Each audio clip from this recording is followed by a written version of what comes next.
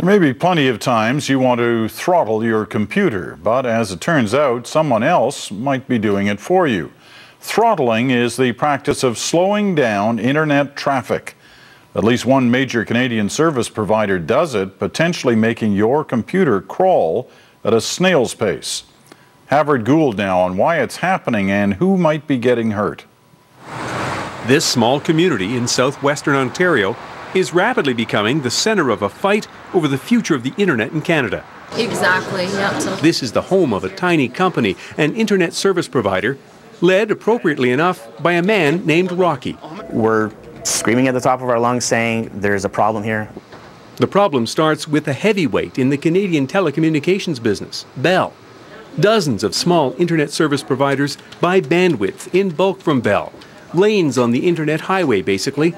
They resell it to consumers and businesses who want high-capacity, high-speed service. But Tech Savvy found out Bell is at times slowing down some internet traffic, the biggest files.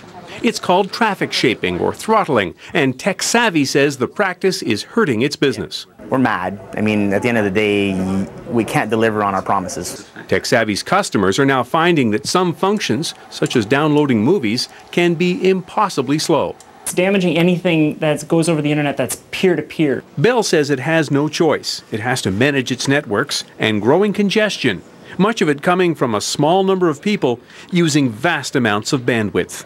We want to restrict some kind of access to these guys, and after that, for all the other, give the right balance for everybody.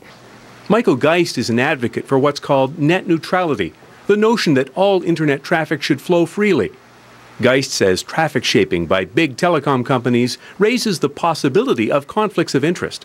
Consumers may find that it takes hours to download, yet those same companies are offering up their own video-on-demand services, and there's no slowdown there. Others have broader concerns. We can't have the telecoms deciding that they're the lords of the internet, the Ma Bells, the Rogers, the Videotrons, deciding what content you will access easily. In the United States, there's a growing move to stop traffic shaping. The giant Comcast company is backing away from the practice after a controversy, and U.S. regulators are holding hearings. Back in Chatham, Rocky Gaudreau is trying to turn up the heat in Canada on a conference call with dozens of other small companies considering all options, including legal action. We're all fighting the same battle. A battle that started in Chatham that seems likely to spread out across the country. Havard Gould, CBC News, Chatham, Ontario.